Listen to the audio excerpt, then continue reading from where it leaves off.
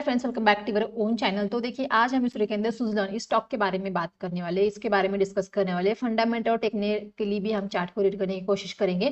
तो आज स्टॉक के अंदर यहाँ पे 5% तक का सर्किट देखने को मिल रहा है। स्टॉक के अंदर गिरावट हमें देखने को मिल रही है, लोअर सर्किट लगता हुआ नजर आ रहा है। मार्केट के अंदर गिरावट आ जाती है तो लोग पैनिक हो जाते हैं, अपने स्टॉक को वो वहाँ सेल करना शुरू कर देते। थॉट प्रोसेस तो मतलब इसी थॉट प्रोसेस से लिया होता है कि भाई हमें इन्वेस्ट किया है, इस इन्वेस्टमेंट के तौर पे स्टॉक को लिया है, लेकिन जैसे ही गिरावट शुरू होने जाती है कि उनको पता नहीं क्या हो जाता है, स्टॉक को सेल करना शुरू करें। देखिए, अगर आप इन्वेस्टर हो तो आपको गिरावट में स्टॉक को बाय करना है, ना कि गिरावट में आपको स्टॉक को सेल करना है। गिरावट का आपको देखिए, एक अच्छे इन्वेस्टर को गिरावट का ही इंतजार रहता है कि वो और अच्छे स्टॉक को मार्केट में शामिल कर ले।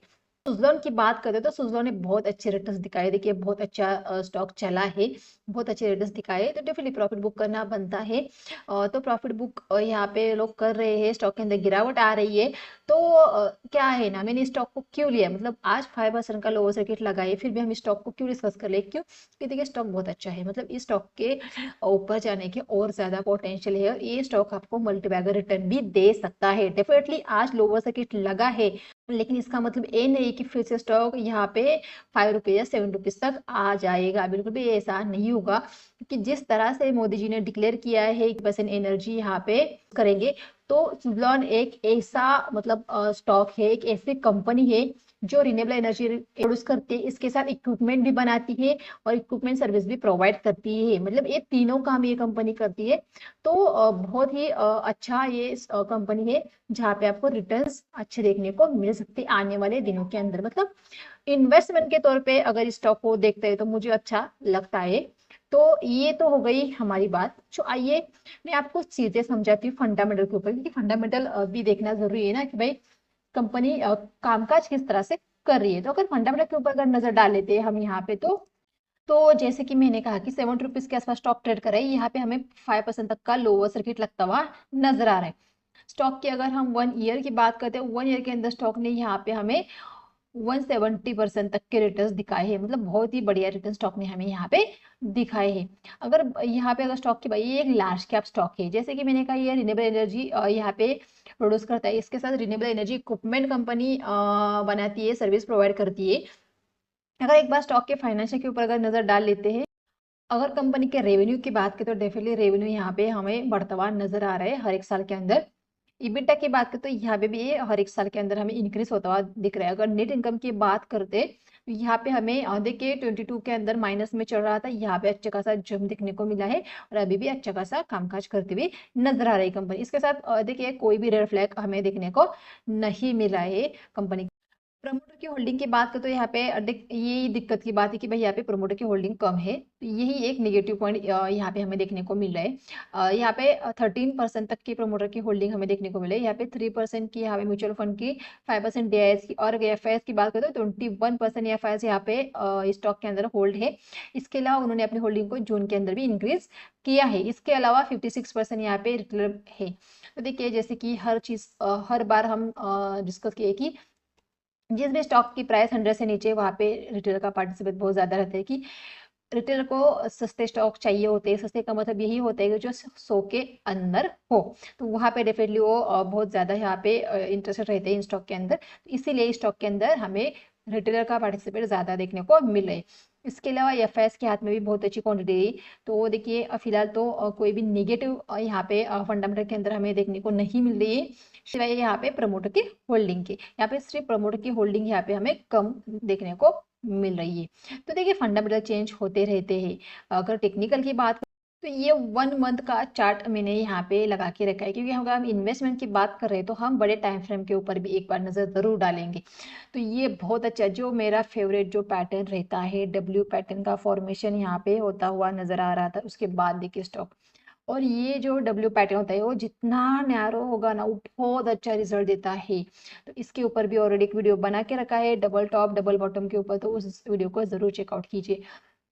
क्योंकि ये जो डब्ल्यू और ये जो एम पैटर्न होते हैं ना, ये आपको डेली यहाँ पे ट्रेडिंग के अंदर भी आपको नजर आएंगे। आप अगर इंट्राडे के ट्रेडर हो तो बहुत अच्छी तरह से कि ये वर्क करते हैं इंट्राडे के अंदर भी।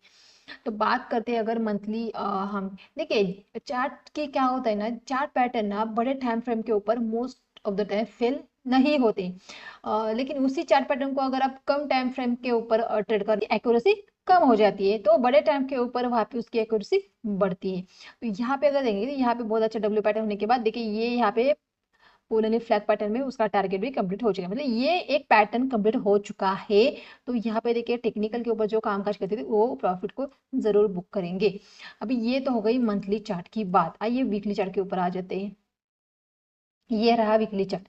वीकली चार्ट के ऊपर भी देखिए, ये देखिए यहाँ पे देखने को मिलेगा, ये यहाँ पे एक रेजिस्टेंस खड़ा है, यहाँ पे एक रेजिस्टेंस खड़ा है, और यहाँ पे भी एक, ये देखिए यहाँ पे भी रजिस्टर खड़ा है।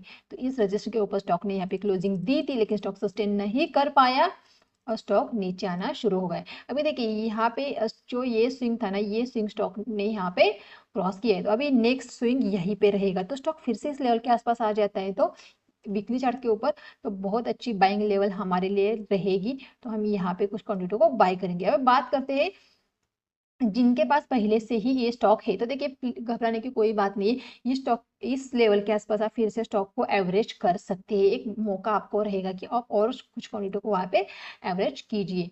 और जो फ्रेश बाइंग करना चाहते हैं तो वो भी इस लेवल के आसपास स्टॉक अगर आ जाएगा वहाँ पे कुछ क्वांटिटी को डेफिनेटली बाय करेंगे। मैं खुद डेफिनेटली स्टॉक को बाय करने के लिए इंटरेस्टेड हूँ, क्योंकि ये रैली मैंने खुद मिस की है, मैंने स्टॉक को नहीं बाय किया था। मैंने बाय करने की मैं सोच रही थी, लेकिन मेरे हाथ से ये स्टॉक छूट गया। और देखिए मेरा एक ऐसा रहता है ना, मुझे अगर इस लेवल के आसपास बाय करना है तो मैं वही बाय करूंगी। अगर यहाँ से अगर स्टॉक भाग चुका है तो मैं उसको चेस करने की कोशिश नहीं करती हूँ, गया तो छोड़ देती हूँ। क्योंकि देखिए मार्केट के अंदर भी यही एक स्टॉक नहीं था, और भी स्टॉक थे, तो मैं और स्टॉक को देखूंगी, क्योंकि देखिए मैं रिस्क को देखती हूँ। अगर स्टॉक बहुत ऊपर भाग चुका है तो मैं रिस्क भी उतनी ही रहेगी, तो मैं उतनी रिस्क नहीं अफोर्ड कर सकती, तो इसीलिए मैंने स्टॉक अवॉइड किया था। लेकिन अगर मुझे अगर फिर से अगर स्टॉक के अंदर मौका मिल रहा है, गिरावट में अगर स्टॉक मुझे एक अच्छे लेवल के आसपास देखने को मिलेगा, तो डेफिनेट देखिए ये एक वनडे का चार्ट है, जो हमने लेवल मार्क की थी वो यही थी, ये एक सपोर्ट यहाँ पे देखने को मिला है। लेकिन इससे पहले ये एक सपोर्ट यहाँ पे देखने को मिली, ये एक यहाँ पे अगर ये ब्रेक होगा 65 का, तो फिर यह नीचे 55 के आसपास आता हुआ दिख सकता है। तो मैं क्या करूंगी, मैं इस लेवल के आसपास कुछ क्वांटिटी को बाय करूंगी, इस लेवल के आसपास कुछ क्वांटिटी को डेफिनेटली बाय करने की कोशिश करूंगी। क्योंकि देखिए इस स्टॉक के अंदर डेफिनेटली हमें और रिटर्न्स देखने को मिल सकते हैं, स्टॉक फिर से भागने को यहाँ पे रेडी हो सकता है, क्योंकि ये जो बाइंग स्टॉक के अंदर आई है एक सस्टेनेबल बाइंग है। तो ये इसीलिए हम स्टॉक के अंदर फिर से एंटर कर सकते हैं। देखिए इस स्टॉक को मतलब बात करते हैं तो इस स्टॉक के अंदर गिरावट हो रही है, फिर भी हम स्टॉक को बाय करने की बात करें, क्यों फंडामेंटल अच्छा है। और अगर बिजनेस की बात करें तो आने वाले दिनों के अंदर इस बिजनेस के अंदर हमें और भी इस इंडस्ट्री के अंदर और भी ग्रोथ देखने को मिल सकती है। तो इसीलिए हमने स्टॉक को सिलेक्ट किया और इसीलिए हम गिरावट में कोशिश करेंगे कि एक अच्छे लेवल के आसपास स्टॉक को बाय करने की। तो देखिए मेरे पॉइंट्स, अगर मेरा एनालिसिस, मेरे पॉइंट्स और मेरा नजरिया अगर स्टॉक को देखने का, कंपनी को देखने का अगर आपको पसंद आए तो वीडियो को लाइक और चैनल को जरूर सब्सक्राइब कीजिए, कि इसी तरह से हम सारी चीजों को डिस्कस करते हैं और भी स्टॉक को हम डिस्कस करेंगे, तो इसीलिए आपको चैनल को सब्सक्राइब करके रखना पड़ेगा। इसके साथ जो बेल आइकन रहता है ना उसको भी प्रेस कीजिए, क्योंकि जैसे हमारा वीडियो पोस्ट होगा आपको उसका नोटिफिकेशन मिल जाएगा। और सब्सक्राइब